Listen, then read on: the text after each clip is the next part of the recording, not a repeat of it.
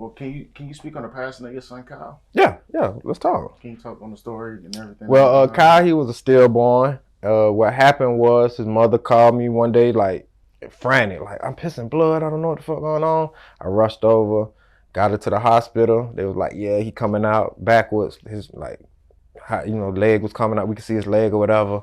So we found out, he was gonna pass. Slowly, his heart rate dropped, and he came out. And it was when I cut his umbilical cord, I felt something. I didn't understand what it was because I just had that trigger in my head and that switch, like ready to be a father.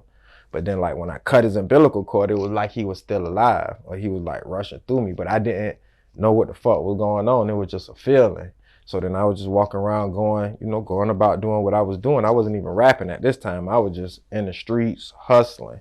And I just started going even harder, you feel me? But in the midst of that, I didn't know, like everybody kept asking me, like, V, what you back rapping? And I'm like, nah, I ain't fucking around. I'm in the streets. I heard this shit like multiple times. So then after a while, I wanted to, like I said, I'm a God-fearing person. So I was like, man, this got to be a sign. Do I look like a rapper? Or do I look like I got my swag back or something? So that's when I said, like, I dropped the trials and tribulations just to see if I could get me some traction. Folks was fucking with it. Like I said, and I end up talking with CJ, ended up on the radio. And he was like, man, we talked about intent and just everything's been growing since then. You feel me? Ever since I cut his umbilical cord. And like I said, once it got to the point about intentions, that's when I realized that's this energy that's flowing through me. Like, I got to do it for him. Like, that's what this was. Like, I got to make him proud, but I got to quit doing the other shit I was doing. Like, I got to take this shit serious and it got to be about him.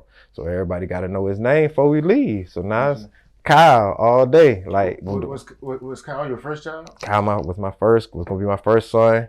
I'm gonna have children again, but right now this is my baby. Like, I realized I came back into this to be that father for the fatherless, for people who really didn't have that father figure.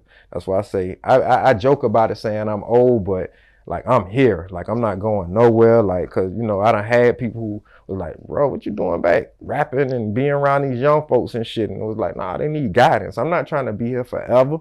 But the game got a lot of, it's out of whack. And somebody got to come and put order back into it. And I feel like that's my purpose. Everybody got a purpose. Like, so Kyle was my son, but he not here now. So through this, I'm going to let everybody know, scream his name. And in the same token, like, whoever the youngest that come up under and do, come listen, like come get some game, you feel me? A little bit of structure. And help me work on me as well. Because now that I know that I got y'all listening and, y'all blood on my hands, like I gotta be a model for y'all to make sure y'all do correctly. You feel me? I can't be out here doing all types of fuck shit. So as a shepherd, like I gotta make sure I lead whatever flock that does grow and come with me. I gotta lead on the right way. Yeah. So that's what it's about.